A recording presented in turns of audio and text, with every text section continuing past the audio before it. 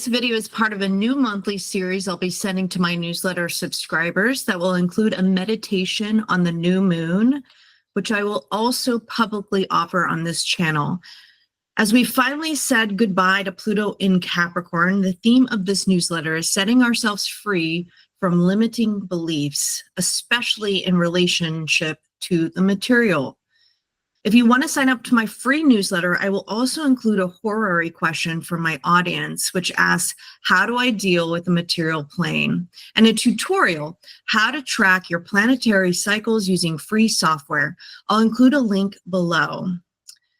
Before we begin, I want to dedicate this month's newsletter to an astrologer who died over the solstice. His name was Tom Jacobs. Tom was one of the first astrologers I met at the beginning of my midlife journey. I still remember his soul reading, which is one of the best astrological readings I've received to this day. I remember repeatedly sending him money for the 21-day meditations he gave away for free on his website. I signed up for his money course, bought healing stones from him, purchased a chakra course, as well as private consultations. I bought his Intro to Evolutionary Astrology course, and there was a time I thought he'd be my evolutionary astrology teacher. He was part of my soul family, born on the same cross as my father, the cross of the Sphinx, and I latched onto him as a path toward healing my family wounds. As with many healers, he attempted to help heal others' wounds while personally dealing with similar issues of his own. In fact, right before he died, he had finally surrendered to the reality that he needed some help to recover from burnout. He described it as adrenal fatigue and had temporarily moved in with his sister in Ohio. Tom had a lot of Aries-Libra themes in his chart, and his Chiron sat in Aries in the 7th house. Melanie Reinhart talks about Chiron's ability to do for others what he couldn't do for himself. There were many who found healing through Tom's work, myself included. I knew that Tom had been experiencing personal issues ahead of his severe burnout, and I received repeated guidance that he was actively turning away support. I can't tell you how many times I had issues purchasing something from him. I had been guided to say my goodbyes about a year ago. That is partly why I can't seem to process this news of his dying. I guess I always imagined him to be somewhere in the background where I could keep tabs on him. A little less than a year ago, I was shocked at his appearance in a channeling video, and that time I feared for his health. But he seemed to be getting better as the year went on, and I held on hopes that he would make his way through his own midlife struggles. I was in complete shock when I heard the news of his death over the solstice, and frankly, I still cannot process that he is gone from this earthly plane. He himself had been worried about placing himself in Sedona, Arizona, where he had experienced an energetic issue in the past. In Sedona, his relocated rising is in Virgo, ruled by Mercury, and his natal Saturn, ruler of his north node and also ruled by Mercury, conjuncts his midheaven. He likely died from a respiratory infection he had recently complained about. That's what I hear. I have been contemplating the lessons he taught in his money course, especially in light of this month's theme as it relates to limiting beliefs. Why are we attracted to the very things that aren't healthy for us? While limiting beliefs keep us locked in self-defeating patterns, which you can generally spot in the astrological chart, attempting to exercise them is a bit like whack the mole. It's an awareness exercise of gentle curiosity. Our egos employ powerful defense mechanisms that will not let go of its patterns of protection easily. In fact, the more you will it, the more conniving the ego is at circumventing your attempts to ascend it. I am heartsick that the world lost such a talented astrologer and healer. I'm not sure how to fully process this loss. My early goodbye is perplexing to me now, and I can't seem to process that either. We are all searching for healers who can show us how to slay our demons so we might live happily ever after. We want examples of those who've done it themselves, who sit at the top of the mountain and can show us the way. But is this a fool's errand? Can they only point us to a direction, and the rest of the journey is ours to take? A winding road that has its own detours and backtracks. Do our expectations of others weigh us both down? Those questions I am pondering during this new moon. Okay, let's talk about the new moon in Capricorn. Our next new moon begins right before we kick off the new year on December 30th. It's a great new moon to contemplate as you are making your New Year's resolutions this year, because it can help you understand what limiting beliefs might be holding you back from actually reaching your destination. Now, just a quick note that I'm locating these new moon charts in Washington, D.C. We have just experienced a controversial election here in the US, and the politics of a country impacts the environment where we live. So if you don't live in the US, I recommend you relocate this chart to a place that is impactful for your local area. Or better yet, you position this new moon as the outer wheel of your natal chart so you can see how this new moon relates to you personally. Okay, so let's first talk about the new moon degree.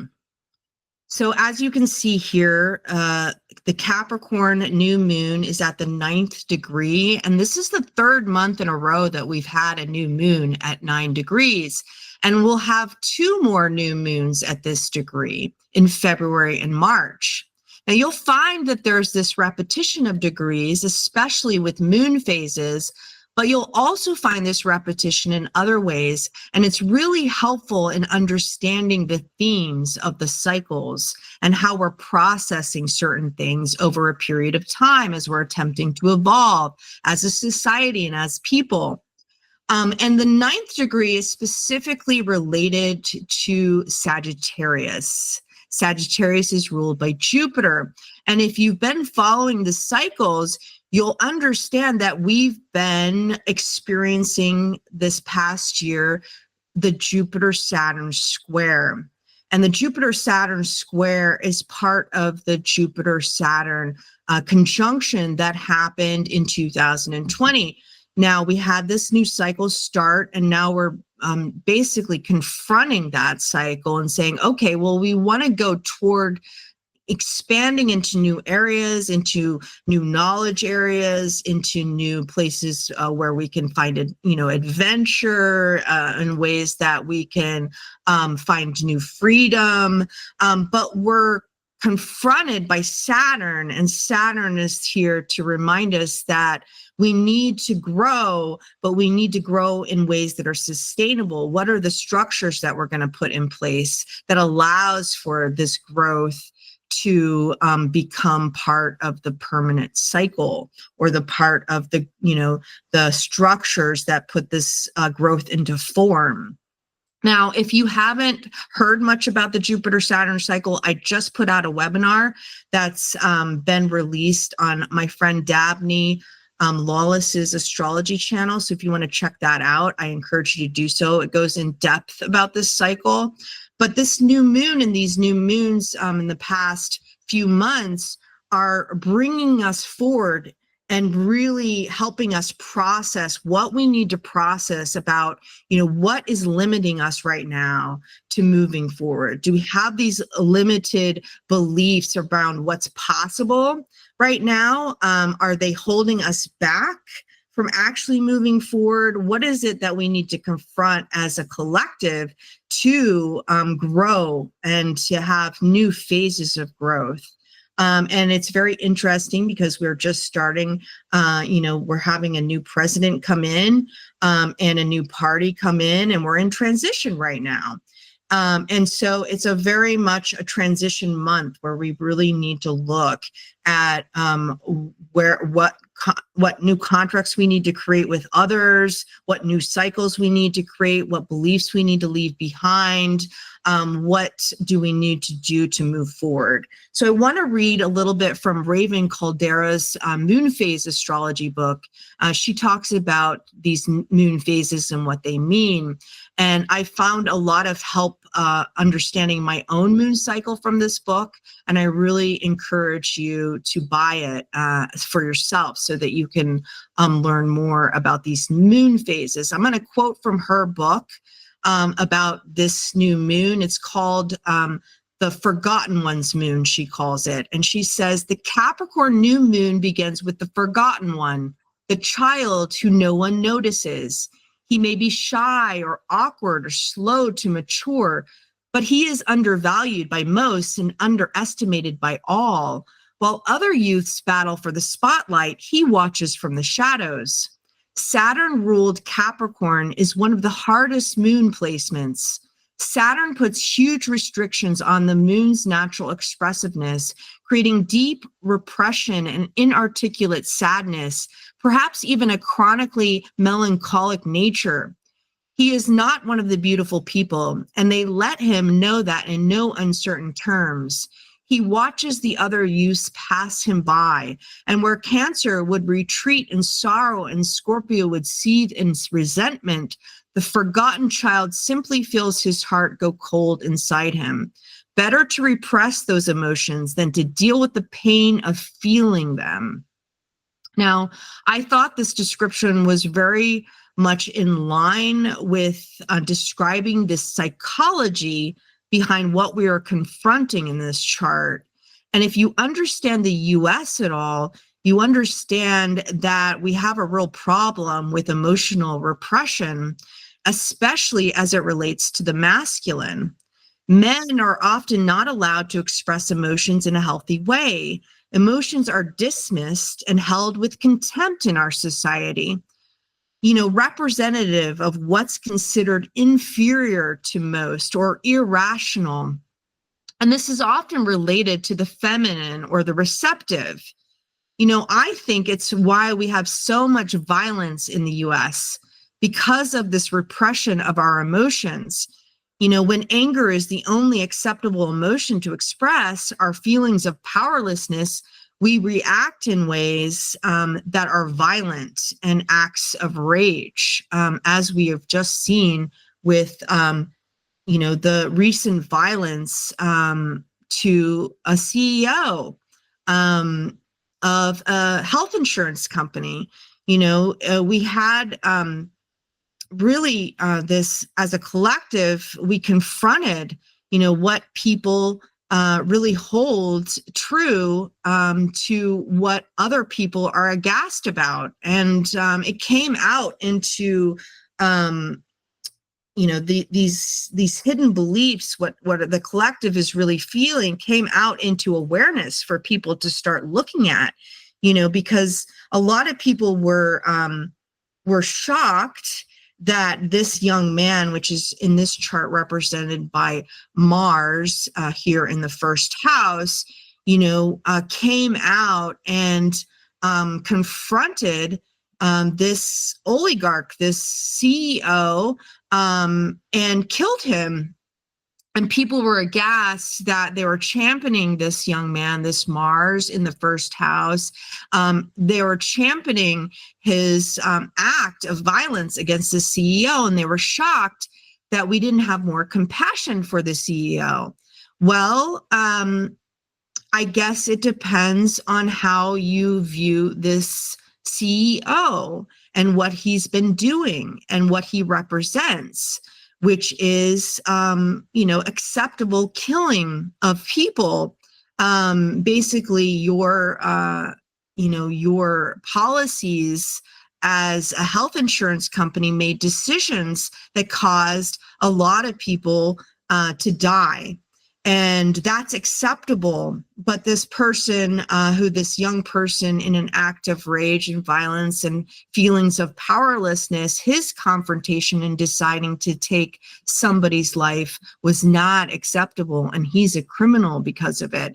So we're really seeing what is happening psychologically. We're bringing this into awareness about, what's going on in the collective. These feelings of rage over our powerlessness to actually save our own lives. So this person has become kind of a folk hero because he came out and he made this decision to say, this is enough. We are not going to stand idly behind these layers and layers of bureaucracy that make these decisions for many, many multitudes of people, and say that that's okay. It's got to stop. We've got to confront this, and we've got to decide as a society, is this okay with us?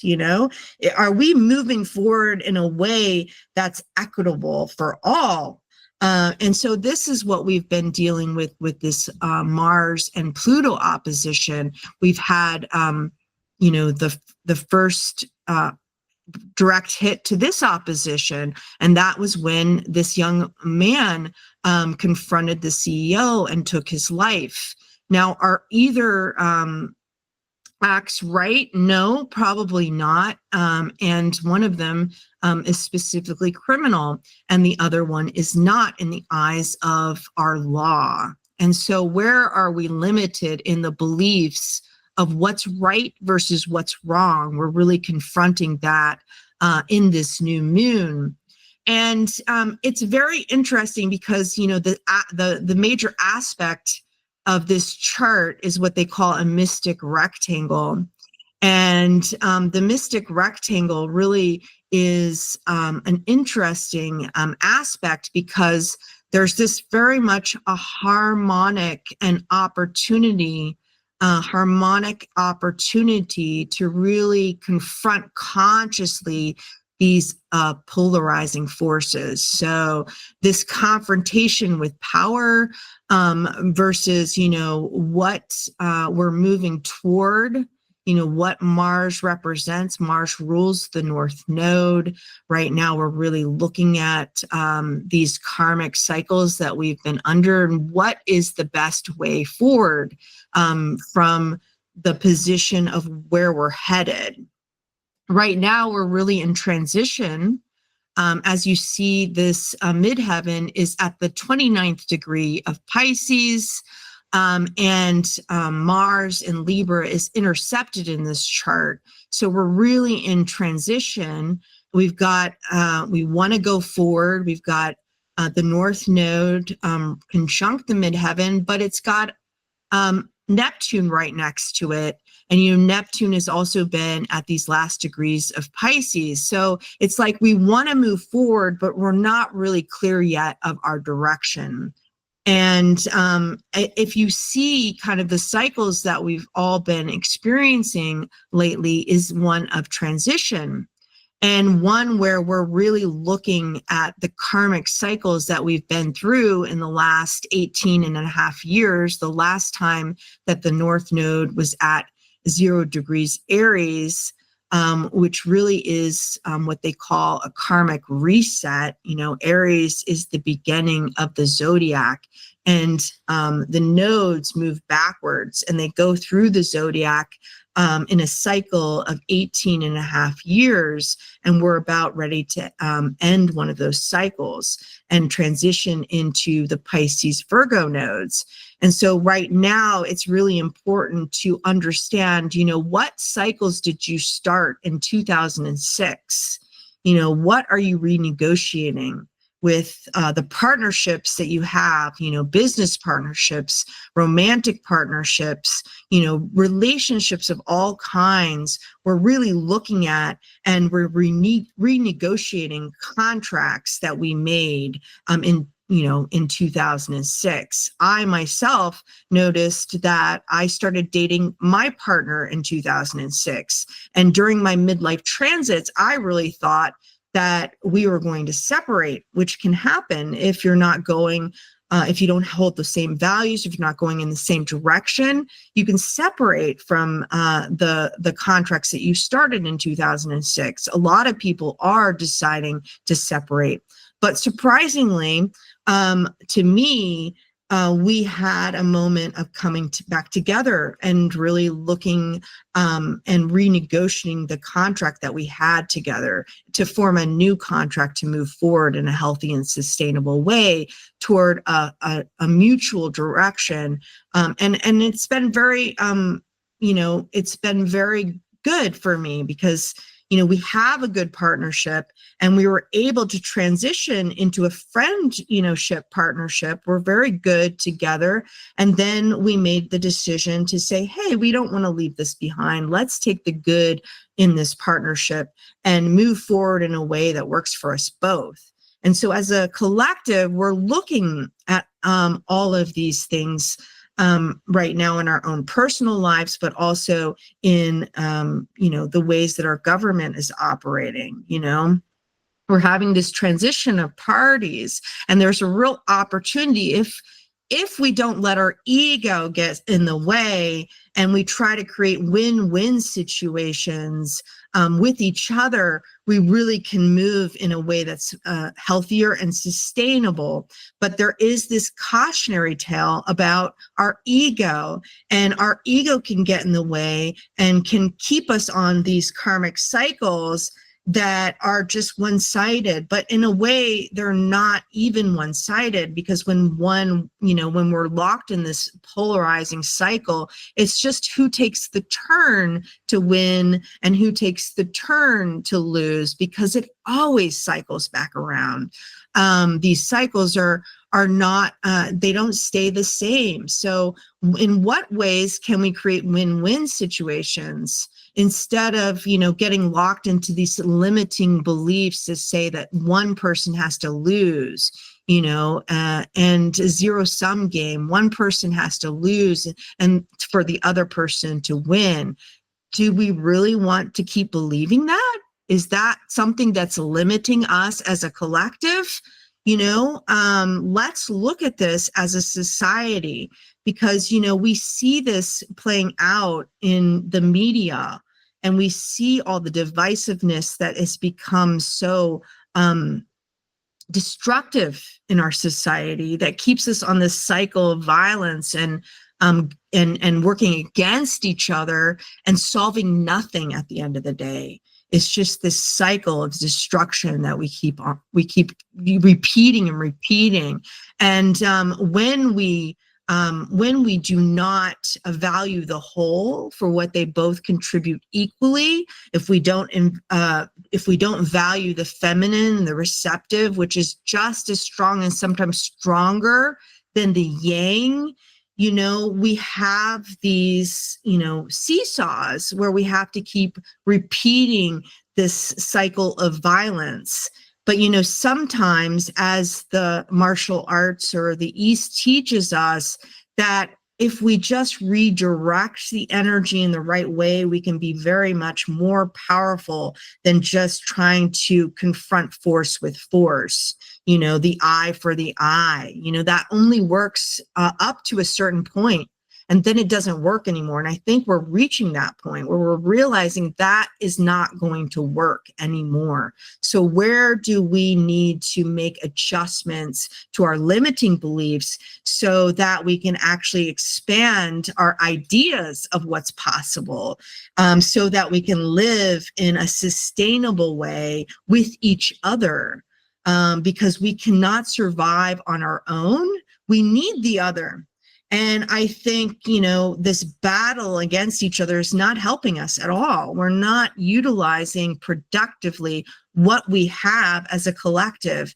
And I think if we all kind of come to the table and have this realization, we're going to be able to save to save ourselves at the end of the day. So we've been going through this transition. We've been really trying, I think the symbolism of the outer planets transitions into new signs are saying, okay, well, what are we needing to let go regarding our attachments to these patterns, and these patterns that have been locked into glorifying this material obsession, this rationalism, this, leaving behind the spirit, to go toward this materialistic way of worshiping life, which is really cutting out the half that feeds the spirit in all of us in ways that we can create something really powerful and something really beautiful for us ahead. And so Neptune really has been, transitioning, in Pisces at the end of the zodiac, and really been challenging us as we're really looking for this spiritual connection, and helping us see that we're grasping in the ways that are not really fulfilling, by trying to get us to escape, the material in these addictive ways of, being online, of taking drugs, of doing things that are not fulfilling at the end of the day. What are the fulfilling ways to connect to spirit? And so we're really been cycling through these last degrees in ways that increase, our hopelessness and all our feelings of nostalgia about, what it used to be like, these dreams, illusions that we've been having, these worshiping celebrities, this kind of fantasy world. And we're seeing how that's kind of been destructive. And we're going through this transition of really letting that go as Neptune kind of starts a new cycle in Aries. And then Uranus, it's here in the 11th house, in the house of groups, or in the Mundane charts. It's about the legislator. And it's in this Sessi Squadrate aspect to this new moon. And what that's really saying to us is that the challenge is coming from the external environment, and we have to adjust, our individual purpose with the needs of the environment and the needs of others. And so we have to make this adjustment to what we're trying to accomplish based on the other. We have to live in harmony with the other at some point. We need the other. So Uranus has also been in Taurus since 2018, and it's, ruled by Venus, and it's been challenging us to upgrade our sense of material security and our relationships with others and how we feel grounded, and Uranus is going to be entering in Gemini next year, and that's going to be furthering our kind of upsetting, the ways that we are limited in our beliefs and how we're operating from a mental perspective, but we're really changing up sort of our patterns of clinging to the material with Uranus right now in Taurus. And so that's another way that we're trying to break ourselves away from these focuses on consumption and what we're focusing on as far as how we revere, the material, and how we needed to really break out of that patterning. And so we've been really being shocked in these areas that it's getting us, we have no choice but to wake up and to start to operate differently. We're being forced. And, as we have all been talking about for so many months, Pluto has finally left Capricorn, and that has just happened. And it's now in Aquarius for the next 20 some years. We've finally said, okay, that is not sustainable anymore. It's dying, this ways that we've been operating from the bigger business perspective, and how we've really just been focused on productiveness and growth, and now we're hitting the wall. It's dead, that way of living. These big box retail stores. I just went into Target, and they're locking all of their merchandise behind these glass cases where you have to request access to the merchandise, and they're doing this with items like underwear. And so they're really forcing people to go online, because why do you go to a store but to really feel the items before purchasing? It's we've been used to going to the store in this way, and because of all the thefts, they say they've got to lock up their merchandise to keep people from stealing things. And in their own way, they're kind of leading their demise, because, we might as well buy from online if we can't, if we have to go through so much resistance to go to a store to get what we need, So it's a very interesting time to confront the ways that we used to consume things. And now we're heading into something new.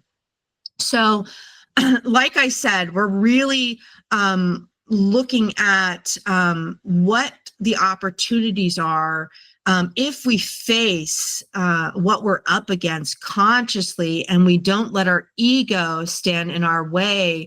We can create really much more sustainable partnerships with the other as we move forward. But if we don't, use this time to face all of these obstacles consciously, we're creating the same cycles, in a different way.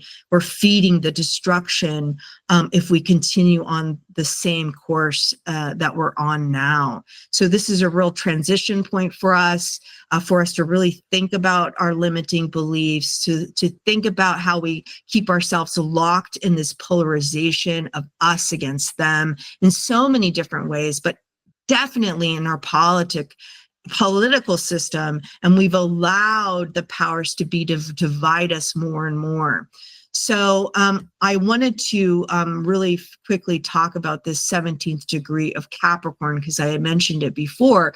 Now, when I did the Jupiter-Saturn video, I noticed that there's this repetition of the 17th degree of Capricorn. And what the Sabian speaks to this is coping with the tyranny of unconscious people.